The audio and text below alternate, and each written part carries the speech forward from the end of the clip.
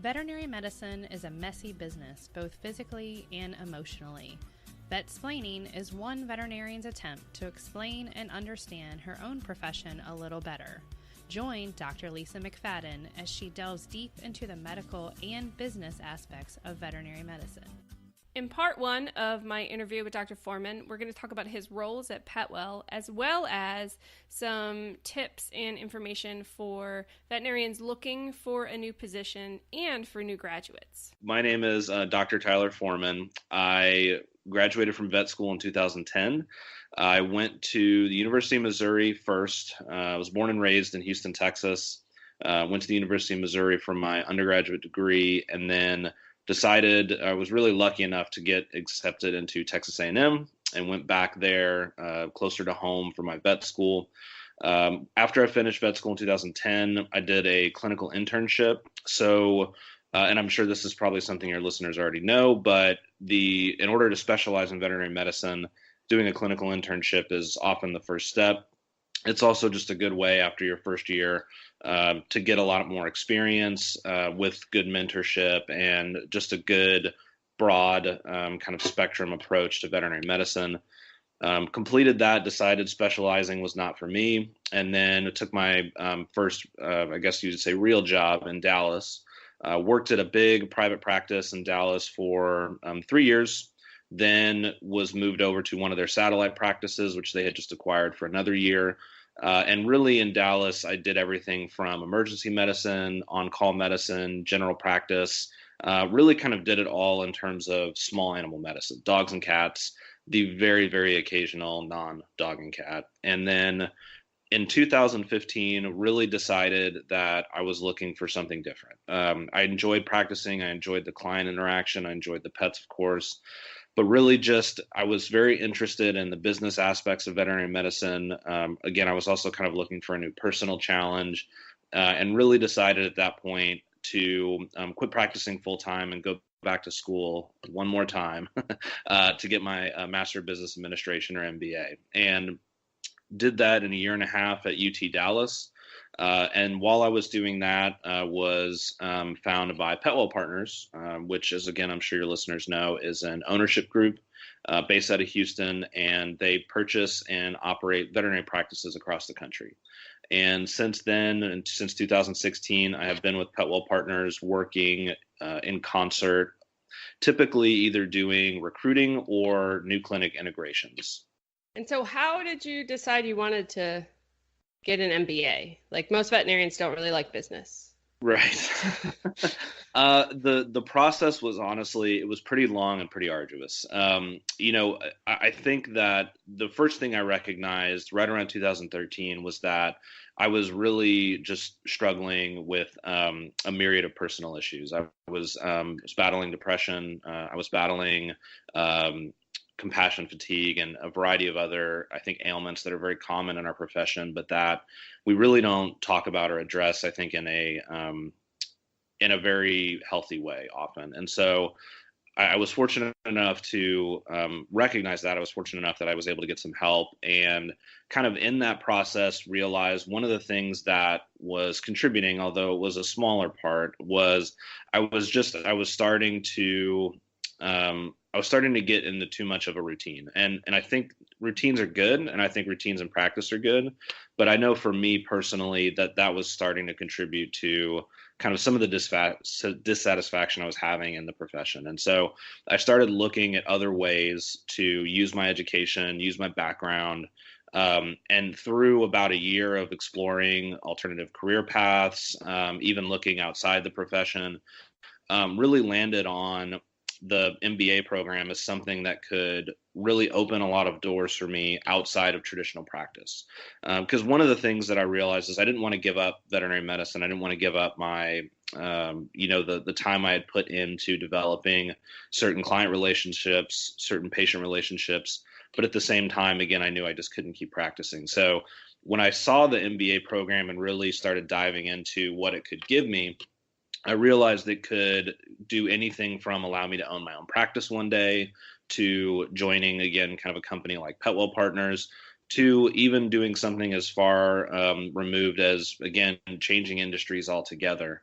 And so it was through that allowed me to, that made the decision to go and get my MBA. And really, the other thing I think that contributed substantially was the mentor I had while I was at my first practice. His name was Dixon Bain. He every day was always open about talking about the business, because you're right. I think most veterinarians don't like the business aspect of the profession. And I think in some respects with good reason. But he was the exact opposite. He loved to talk about it. He was always open. He was always talking about the numbers, never in a negative way, but always, how can we do better, and always open to new ideas. Even if the ideas were totally bad, like a lot of the ones I had. But, he was very encouraging to that aspect of the profession. And that, I think, is what really kind of secretly unlocked that drive to get into the business aspect.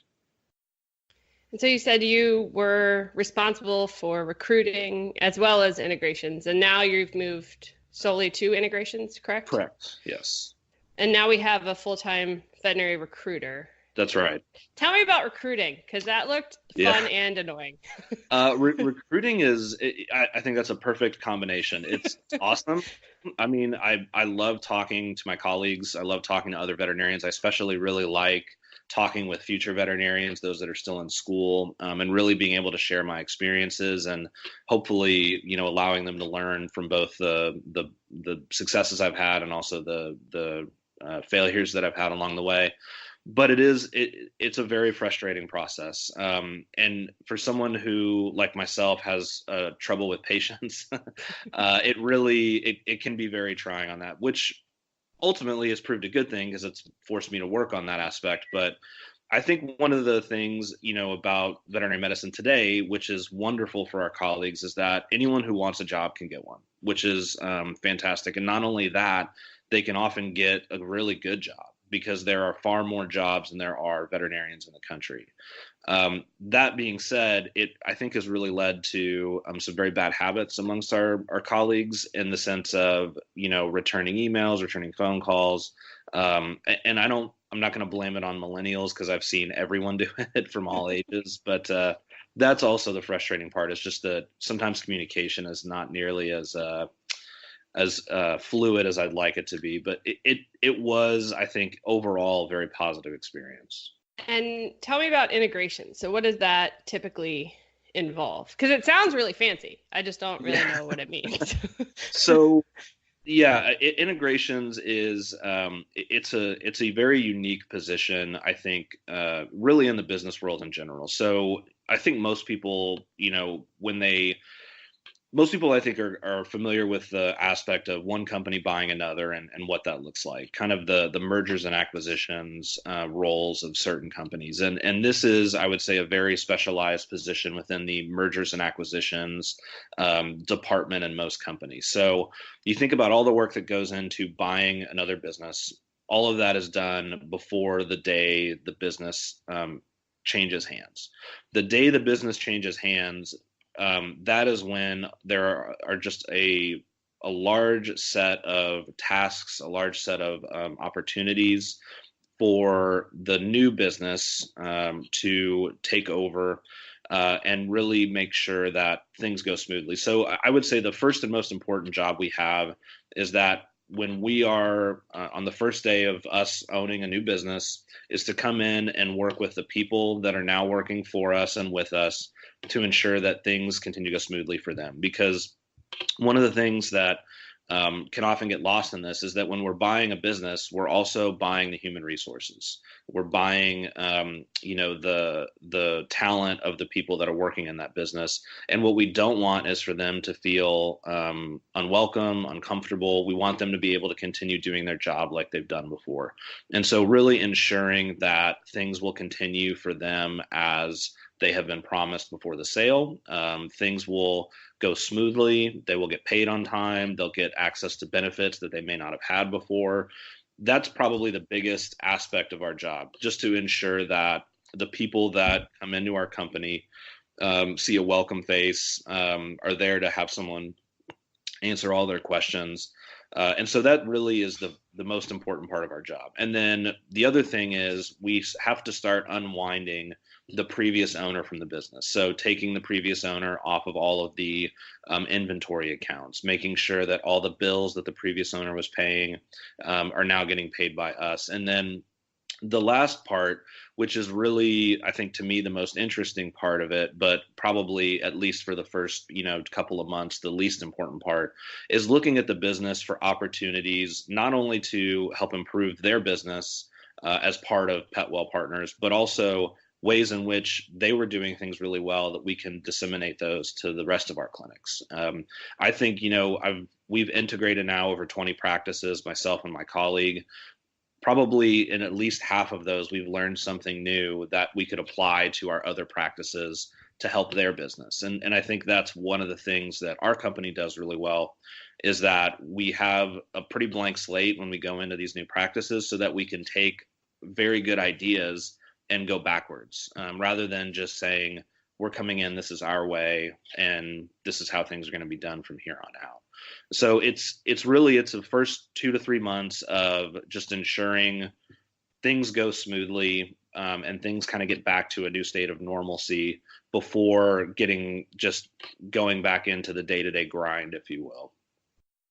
So once we've purchased a new clinic, do you and Anita both go to that clinic, or do you guys kind of split up who goes where?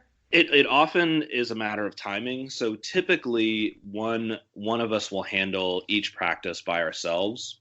In certain instances, if the practice is really large, so for example, there's a practice we're soon to acquire in Northern Virginia that has over 10 veterinarians and over 100 employees. We'll both probably be pretty heavily involved in that hospital.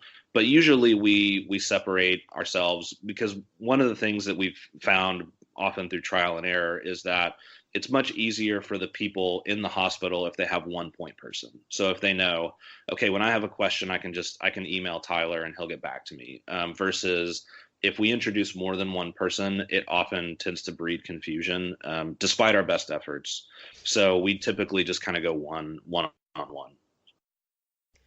And when I worked for a different company, one of the things, and this wasn't when I first came out, this was right before I started working for PetWell, part of the contract had this clause in there that said, if the owner of that private practice elected to sell their practice to a parent company, my salary would stay the same.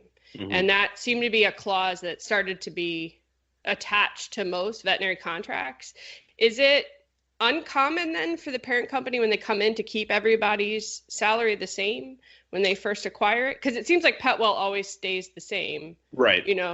Where they are. That's a great question. I've never, at least in my experience, I've never heard of an acquiring company coming in and slashing salaries. Now, that being said, that those clauses have probably originated specifically because of that problem. I think more than anything, the worry with an acquiring company, if you are in the hospital being acquired, and I think rightly so, is, okay, well, if I have a new boss, is my job safe? And I think, again, for PetWell, that's one of the things we try and make very clear before we buy the practice is, look, we either, we love the practice as is, we don't want to make any changes, or in certain cases, if we know the business really needs, some good TLC and needs some better business practices, if we've identified that staffing is one of those issues, to be very transparent and say, okay, look, the staffing budget's very high, we have to look at ways to fix this, so that there is no surprises when we come in for the staff that's there. But at least, again, thus far, our goal has always been, we want to keep the staff in place that's already there, because they know the clients, they know the practice, they know the area. They're our best resource that we're acquiring. But there probably is, I think, there are groups out there that likely come in and they either just cut people right away to make the numbers, or they do come in and more than likely they don't necessarily cut veterinary salaries, they cut staff salaries or staff hourly wages. And again, those are things that we try very hard to not do.